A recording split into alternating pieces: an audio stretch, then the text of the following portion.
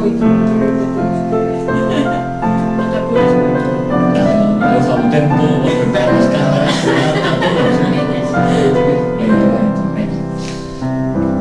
intimo cada día con a muller morta, esa que sin querer levo dentro.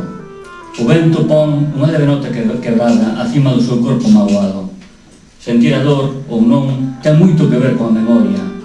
A epiderme acolle a morfoloxía do autorizo, comida no dédalo, e eu vexo menos suco das túas rugas milenarias que me habitan, que cavan a miña historia machadas. Levo chantado nas costas o teu, o meu fado, e fico paralizada, case sen voz. Presa nesta eiva que me diminúe, que te diminúe, e xaces. Nun lamento que te sotérrame a 10 metros na escuridade, con a frustración apoiada no ombro. A esa hora, na que a maxía dos contos perden todo o seu poder e fuximos, pelas alamedas desertas, baixo o pescruto das necrolóxicas, apegadas nas consternadas paredes dos edificios que non posúen xanelas. Son búnkers que fechan sobre ti, sobre min, escrébenme. Alcánzate a proporción dunha obsesión que é a túa derrota, infiltrado invasor, intradérmico, intracelular. Caite o pranto e nada vai ben, cilicio.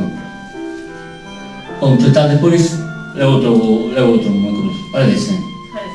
Ben, este libro para min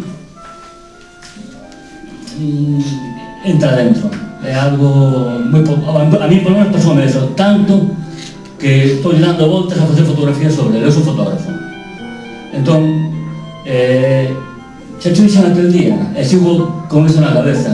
Eu vou ler cada poema destes unhas cuantas veces, e de cada poema destes vou tirar unha fotografía, estou seguro, non sei cuándo, e sei como, pero vou tirar, porque é moi potente o libro, para mí é moi potente, vai moi para dentro. Bom, depois se eso, se hai tempo levo. Bueno, Amanda é a protagonista, quer decir. Sí, podes explicar un pouco tamén, porque cando presentaste sí, que había parte dos poemas, como é que chamabas a estes outros trociños que tens por aquí? Son retrousos, alalás, efectivamente, son tristes, e Amanda pois é a protagonista, que pode ser calquera, quer decir, é unha muller, tamén aparece unha filla, que se chama Sara, que é outra das vítimas, non? Da historia. E quen conta, pois eso, é o omnisciente, é o narradora, neste caso, o omnisciente. A inercia entra no cuarto, pecha a porta, e críase un argumento enganoso nas paredes de cor de fume.